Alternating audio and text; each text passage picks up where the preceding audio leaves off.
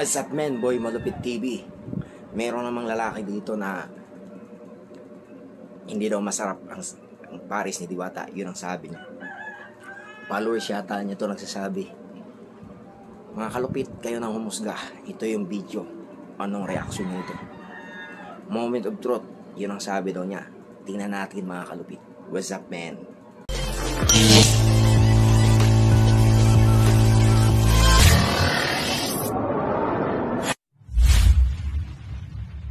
Ayo, what's up man? Ito yung video.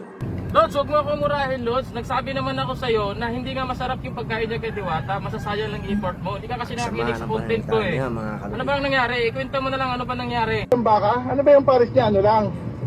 Yung effort tsaka ano lang? Ito yung video. Ayop na pa. Napakaalat. Ay, sunog pa yung napunta kong dito yung wallet. Tapos walang sistema dun sa pila. Ang bobo. Pa yung chicken ako. Imbis nakikita ng malaki, di kunyari bibili ko isang chicken, di ko lang yung tikman yung chicken. Magkatabi na eh. Ito yung pila. Magkatabi na pares tsaka chicken. Ano ba? Oh, sila sa chicken. Eh di madadoble kita nila. Lods, what's your mouth? Nakapidyo tayo. No. Ano natin to? I-download natin to sa Facebook page ko para aware din ng ating mga followers. Diwata para sa overload. Ito na ang verdict. Kailangan malaman ng tao bahay na katotohanan. Huwag magpaloko. Hindi masarap unang-una. Siyempre saludo tayo kay Diwata dahil naghahanap buhay ng parehas, ng maayos. Well of course, kailangan natin batuhin, di ba? Hindi naman natin babatuhin ng hindi mabunga. Kailangan yung mabunga yung babatuhin natin. Pero mukha naman tayo tanga. So babatuhin natin yung punong walang bunga. So ito yung Diwata ay masyadong marami ng bunga. At kailangan malaman ng taong bayan sama ng pananalita niya. Na kanyang pares ay maalat. Sunog. Totoo lang. Barbecue, okay, good. Ayo, what's man? Yung chicken, hindi ko natikman kasi empleyado yata yung napagkabobobo.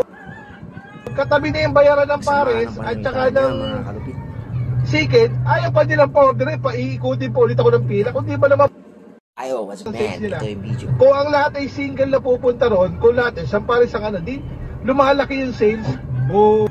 Sigurado, mababas ka niyan sa mga followers natin dahil galit na nga yung mga followers natin dahil dun sa naging honest lang ako dun sa pag-download ng video. Dun sa parang hindi na rin tama yung masyadong minumura ka na, no? Minumura ka na, Lods. Kaya dahil nag-request ka na gusto mong ilabas din yung sa'yo, Lods. At pagbigyan kita. Yung pares, di ko naman sinabi total in 0 pero 4. Ibig sabihin, kung naging 5 yun, 50-50, okay na, pwede na, di ba? Parang kumbaga sa laki na kung sugarol ka, 5, pwede na yan, diba? Alam mo, nung time na yun, nagkataon lang na ikaw ay kumain, medyo siguro sa mga cook ni Diwata nasa sobrang pagod na at dumami yung taxi kasi marami silang customer, di ba? Halos araw-araw maraming customer, 24 hours. Siguro pagod na, kaya siguro hindi na naayos ang pagkaluto. So magbigay ka na lang ng mensahe kay Diwata at iwasan mo yung Lods, negative feedback kasi baka mabas na naman tayo nito, Lods. Akala ko kasi sa pares may kurot ng tamis eh. Yun ang alam ko, pero sa kanya kasi wala, alat lang. Ito yung video. And siguro na-chepo sa akin ha. Siyempre alam mo ako, matagal na rin ako nagtitinda ng pagkain. Talaga nakakasunog na rin kami. Pag sobrang dami talaga, pag sobrang pagod na ng cook, o pag yung cook na napagluluto mo, napagalitan mo, maaaring ganun kasi yan eh. Pero kung hindi sunog yung nakain ko, 4 pa rin yung magiging yung magiging score ko kasi hindi ganun yung lasa ng pares eh.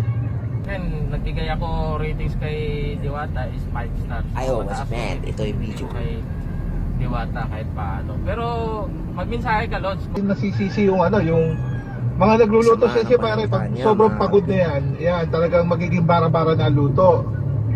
Totoo yan, promise, yan talaga mangyayari talaga yan. Isa pa, yung mga condiments, lagi walang laman.